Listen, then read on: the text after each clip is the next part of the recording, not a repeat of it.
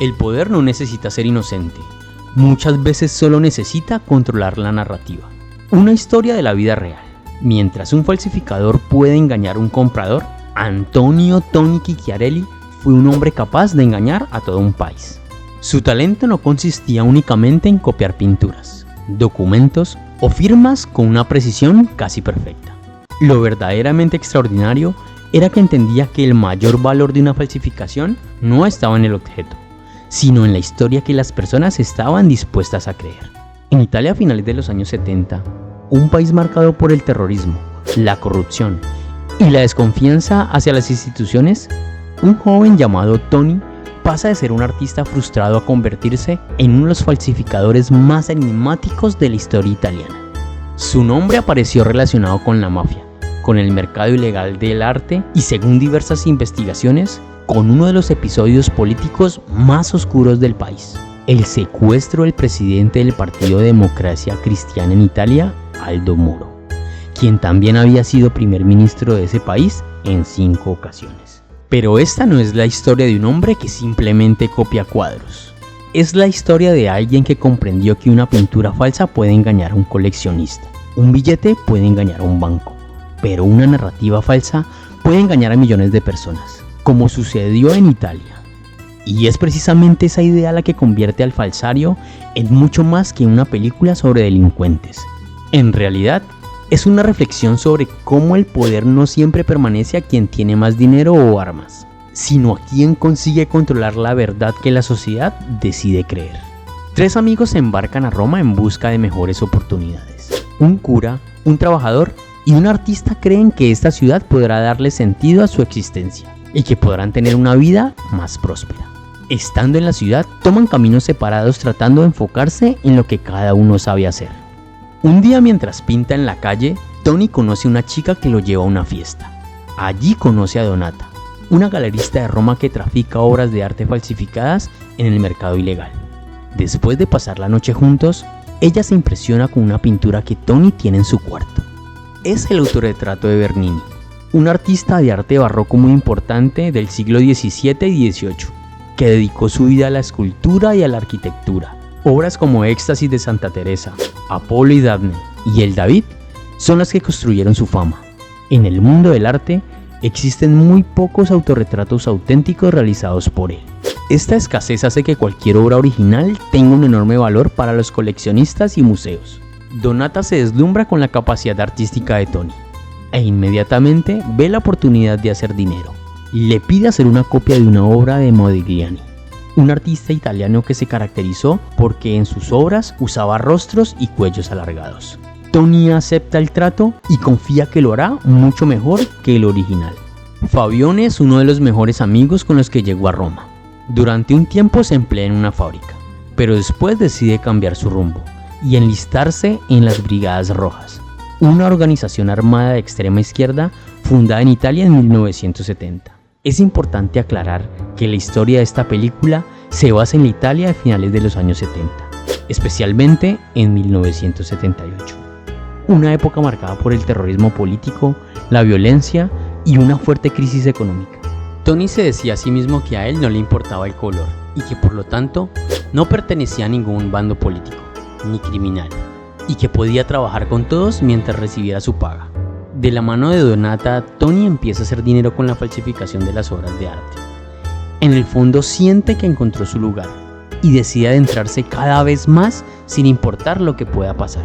Cuando conoce a Balbo, el jefe de una organización criminal muy importante en Italia, su carrera despega. Empieza a hacer trabajos de falsificación a otro nivel, lo que le permite ganar mucho dinero y relacionarse con criminales de alto calibre. Para el desarrollo de esta parte de la trama de la organización de Balbo, la película se inspiró en la Banda de la Magliana, una de las organizaciones más importantes de Roma de los años 70 y 80, que nace de la unión entre varias bandas locales para controlar el crimen en la capital italiana. Un día empieza a trabajar para el sastre, quizás el personaje más importante y simbólico del falsario. A diferencia de Tony y Balbo, representa una figura de poder oculto. Es un personaje que está detrás de muchos acontecimientos políticos, económicos importantes de Italia. Es un hombre ligado a los servicios de inteligencia que operan desde las sombras. Este personaje le pide a Tony hacer un comunicado falso atribuido a las Brigadas Rojas. En él se anuncia que Aldo Moro, el líder de la democracia cristiana, ha sido asesinado. Días después, el mismo Sastre le pide a Tony que le informe a Fabione que el Papa ha reunido 10 millones para pagar a las Brigadas Rojas por el rescate de Aldo Moro. En apariencia, el Sastre sostiene que estas maniobras servirán para proteger a Moro. Sin embargo, conforme avanza la historia, queda claro que ese no es su verdadero objetivo. El verdadero objetivo del Sastre no era únicamente falsificar el comunicado, era influir en la forma en que los italianos interpretarían el secuestro de Aldo Moro. Si lograba que la opinión pública identificara el caso exclusivamente con el terrorismo de extrema izquierda, también podía reforzar el rechazo hacia cualquier proyecto político que acercara a la democracia cristiana y al Partido Comunista. La película sugiere que, en tiempos de crisis, controlar la narrativa puede ser tan importante como controlar los hechos. Finalmente, Aldo Moro es asesinado y Tony se vuelve consciente de las consecuencias de sus actos. Mientras la muchedumbre se agolpa en el lugar de los hechos, se da cuenta que aquel personaje oscuro que le pidió hacer el comunicado falso e informarle el ofrecimiento de los 10 millones a través de Fabione a las Brigadas Rojas está detrás del asesinato de Aldo. Cuando Tony creía que ascendía en el mundo criminal, se da cuenta que solo es una ficha y que está siendo utilizado. Tony empieza a volverse un estorbo para el Sastre, hace demasiadas preguntas y sabe demasiado. En el mundo criminal, un personaje así no es visto con buenos ojos, así que decide tenderle una trampa y asesinarlo. Balbo, en un acto de lealtad, intercede a través de sus contactos para que Tony no sea asesinado por el Sastre. Este último, no muy contento con el actuar de Balbo, decide cobrárselo con su vida. A partir de este momento, para Tony todo se va al carajo. No tiene salida y lo único que le queda es ponerse a las órdenes del Sastre. Hay otro personaje importante en la trama llamado Su Pipo. Este personaje es el puente entre el pasado y el presente y le enseña a Tony cuál es la verdadera naturaleza del poder. Se da cuenta que por encima de la mafia existen personajes con más influencia. Para ese entonces, Su Pipo lleva décadas viviendo del engaño. Sobrevivió a la Segunda Guerra Mundial, falsificó dinero para los nazis, trabajó con mafiosos, estafó bancos, ha traficado con obras de arte. Todo eso le da una visión del mundo que Tony todavía no tiene. Él le enseña que falsificar no consiste en copiar un objeto, consiste en entender qué hace que las personas crean en él. Y esa es precisamente la verdadera reflexión del falseario. El Sastre le pide a Tony que le encuentre el memorial completo que dejó Aldo Moro. Este memorial está en poder de las Brigadas Rojas y le pide que lo obtenga por medio de su amigo Fabione. Cuando Fabione se lo entrega a Tony, le dice que este memorial lo usarán para ganar dinero, así que tratará de ponerlo en un lugar seguro. Se lo entrega a su amigo el cura Vito. Ambos toman caminos diferentes y su amigo Fabione días después es asesinado. En represalia, Tony le dice a Su Pipo que le puede ayudar a recuperar el dinero que le robó el banquero. Con esto busca joder a los malos de esta historia, especialmente al Sastre. El robo se hace en nombre de las Brigadas Rojas y esto cambia la narrativa de la gente. En un acto desafiante le dice al Sastre que él es el autor del robo y que tiene el memorial completo, pero que no se lo entregará hasta asegurarse su salida de Italia.